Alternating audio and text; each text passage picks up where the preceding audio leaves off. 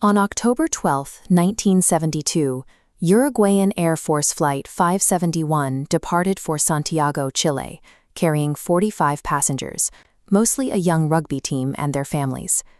Despite the deteriorating weather, the pilot remained confident, having successfully navigated this route 29 times before. The route required crossing the formidable Andes Range. However, heavy cloud cover meant the pilot was flying entirely by instruments. Based on his timing, he believed he had already cleared the peaks and began his descent toward the airport. He was still miles away from the valley. The plane struck a mountain ridge, shearing off the wings and the tail section instantly. The remaining fuselage hit a glacier at 350 kilometers per hour, sliding down the ice like a high-speed sled before coming to a halt. Rescue missions began immediately, but as this aerial photo shows, the white wreckage was nearly indistinguishable from the snow and fog. Even as search planes flew directly overhead, the survivors remained invisible to the observers above. The survivors initially focused on signaling the outside world. They used luggage to form a large cross in the snow and attempted to write SOS on the plane's roof with lipstick, waiting for a rescue they assumed was imminent. By the 8th day, they managed to salvage a transistor radio from the debris.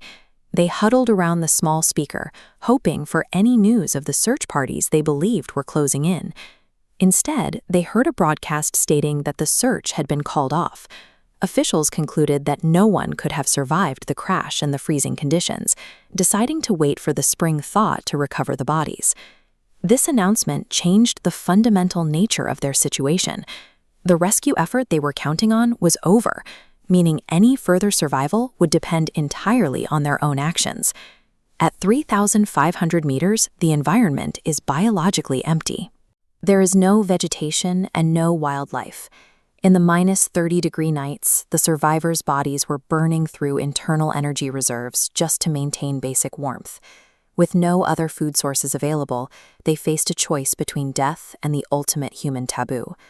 To stay alive, they collectively decided to consume the flesh of those who had died in the crash, their friends, teammates, and relatives. They used the fuselage as their only defense against the elements, packing the gaps with seat cushions, to trap whatever body heat 33 people could generate in a cramped, dark space. But on the 16th day, the mountain struck again. An avalanche triggered above them, burying the fuselage under tons of snow, while the group slept. 8 more people suffocated instantly, leaving the remaining survivors trapped in a subsurface tomb for 3 days. After digging themselves out, the group realized the wreckage offered no true protection. The crash site was a static target for the next avalanche, and staying there was a slow descent toward the end of the group. In a final attempt to use the plane's technology, a small team reached the severed tail section. They found the aircraft's heavy batteries and planned to bring them back to the main fuselage to power the long-range radio. The plan failed. The 25-kilogram batteries were too heavy for the starving men to move through the deep snow. The aircraft's sophisticated communication systems were now just dead weight. By day 59, the numbers had dwindled further. Another death following the avalanche left only 16 survivors from the original 45 who had boarded in Montevideo. With the technical solutions exhausted, the group committed to a final, desperate strategy. A select few would have to physically climb out of the Andes and find help on foot. Nando Parrado, Roberto Canessa, and Antonio Vizintin set out with no mountaineering gear or thermal clothing. Their only assets were a few layers of rugby jerseys and a determination to reach the Chilean border to the west. They relied on improvised engineering to survive the nights on the open glacier. They used insulation from the plane's pipes and copper wiring to sew a large sleeping bag, allowing the 3 men to huddle together against the lethal night temperatures. On the 4th day, they reached the summit of the peak they were climbing. Instead of the green valleys of Chile, they were met with a view of endless snow-capped mountains stretching toward the horizon. Realizing the trek would take far longer than planned, they adjusted their tactics. Vizintin returned to the wreckage to preserve their limited meat supply, leaving Parrado and Canessa to attempt the remaining distance alone. Parrado and Canessa hiked 61 kilometers over 9 days, descending from the high altitudes into the rocky river valleys. Their bodies were in a state of advanced decay, surviving on the absolute minimum of calories. On December 20th, they finally reached a riverbank where they spotted a local cattleman on the opposite side. Too weak to swim the freezing water and unable to shout over the current, they signaled for help.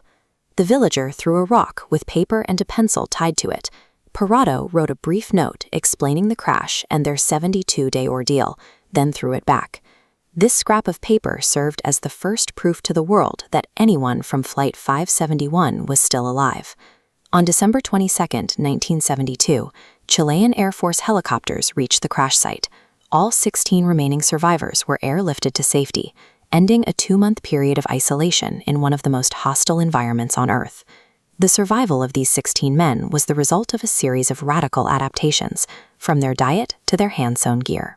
When the search was called off and their technology failed, they didn't wait for the world to return to them. They walked out of the mountains to find it.